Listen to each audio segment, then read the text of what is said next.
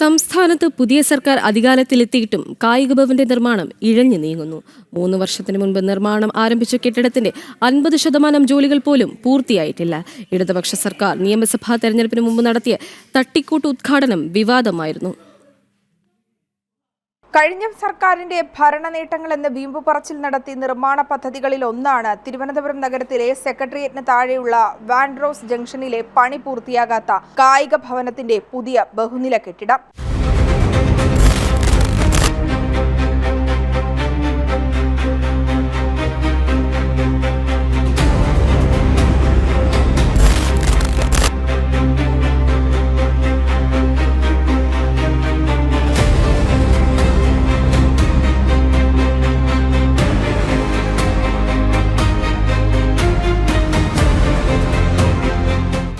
വർഷങ്ങൾക്ക് മുമ്പ് പണികൾ ആരംഭിച്ച കെട്ടിടത്തിന്റെ നിർമ്മാണ പ്രവർത്തികൾ 50% പോലും പൂർത്തിയായിട്ടില്ല.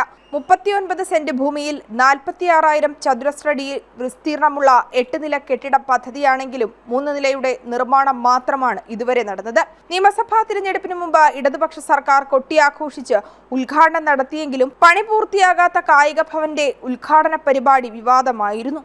പുതിയ സർക്കാരിലെ കായിക വകുപ്പിന് നിർമ്മാണ പ്രവർത്തനങ്ങളോട് അവഗണനയാണ് കാണിക്കുന്നതെന്നാണ് ആക്ഷേപം. ഊരാളുങ്കൽ ലേബർ സൊസൈറ്റിക്കാണ് കായിക ഭവന്റെയും നിർമ്മാണ ചുമതലയുള്ളത്. കായിക ഭവന്റെ പണി എന്ന് പൂർത്തിയായി പ്രവർത്തന യോഗ്യമാകുമെന്ന ചോദ്യത്തിന് പുതിയ സർക്കാരിനും ഉത്തരം നൽകാൻ കഴിയുന്നില്ല. ജനം, തിരുവനന്തപുരം.